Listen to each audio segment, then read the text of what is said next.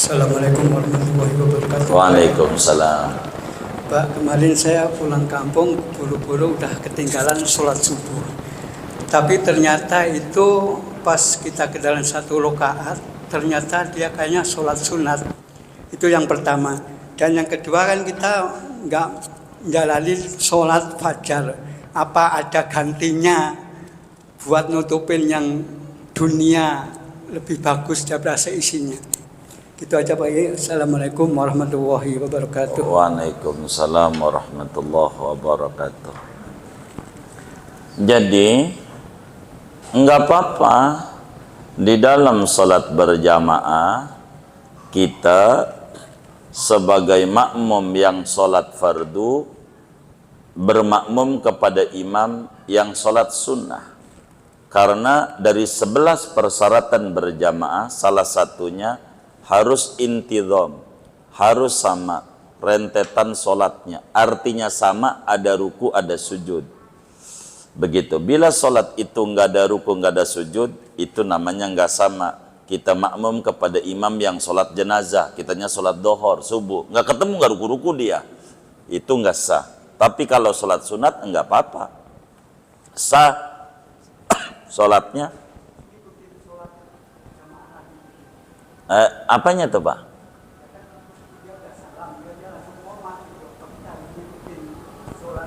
Iya, ini kan lagi diterangin ini Pak semuanya. Ini Bapak dengerin dulu, karena lagi saya terangin, biar masuk nih begitu. Jadi kalau keputus sayanya mau neranginnya saya kepotong-potong lagi. Dengerin dulu, nanti kalau udah selesai Bapak tanya lagi. Ya. Jadi kalau sholat wajib seperti Bapak tuh, sholat wajib. Nggak pulang kampung lah, kasusnya banyak. Itu kan contoh cerita panjang. Bapak habis pulang kampung. Jadi kan kalau saya tanya kapan pulangnya, naik apa, kan panjang sayanya. Intinya ada kasus orang sholat wajib bermakmum kepada imam sholat sunat, kan begitu. Bapak bisa aja nggak usah pulang kampung ya, sama temen Bapak kencing, temannya ke masjid, lagi sholat qobliyah dohor, Bapak makmum dipikir dohor, bisa saja terjadi, banyak kasusnya. Jadi saya nggak berbicara latar belakangnya, tapi prinsip hukumnya. Ada orang ngerjain sholat wajib, imamnya sholat sunat dengan tidak tahu. Saya jelasin, andai tahu pun masih sah. Andai tahu dia sholat sunat, kita sholat wajib, makmum sama dia, jadi apatah lagi tidak tahu kayak Bapak. Timbul pertanyaan, perlukah kita ulang lagi? Bagus, namanya i'adah. Enggak apa-apa. Jadi saya sering tuh sama si Taufik, saya sholat qobliyah dohor, dia makmum, begitu sama saya, dipikir saya sholat dohor, ya saya salam, jadi diri, ya saya makmum lagi, begitu. Itu biasa itu, yang kayak gitu. Enggak apa-apa. Enggak apa-apa. Jadi boleh orang sholat fardu bermakmum kepada imam yang sholat sunat. Boleh saja. Sah berjamaahnya. Sah begitu. Sah berjamaahnya. Begitu. Nanti di depan pada bab sholat berjamaah kita bedah dalilnya di Fathul Muin, nanti panjang. Begitu. Dengan syarat-syarat berjamaah. Fathul Muin menyingkat ada 7 syarat berjamaah. Meski uraian terlalu panjang. Begitu. Nanti di depan ada. Kemudian bagaimana ini sholat sunnah fajar? Jadi sholat sunnah fajar yang kita harus pahami waktunya Pak, waktunya. Jadi yang namanya qobliyah, biar gampang, qobliyah itu karena sunnah fajar ini qobliyah, sholatnya dikerjakan sebelum sholat subuh. Kapan masuknya, kapan berakhirnya? Jadi yang namanya qobliyah itu mulai masuknya daripada kita ngerjainnya adalah dengan masuknya waktu sholat tersebut. Biar gampang, subuh 4:30 begitu ya. Saya ambil contoh, subuh 4:30.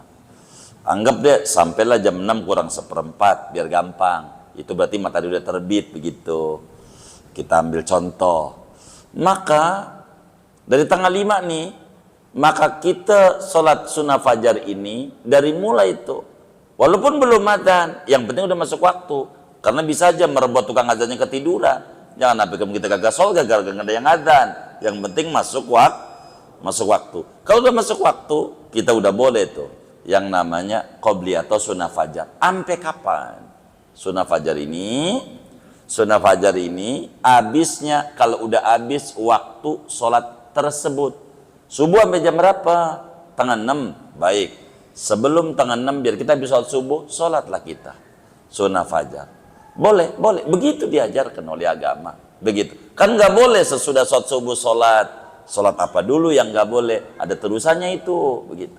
Enggak semua sholat nggak boleh. Enggak begitu. Itulah karena kita terjebak pada one day, one hadis. Satu hari, satu hadis. Ini repot.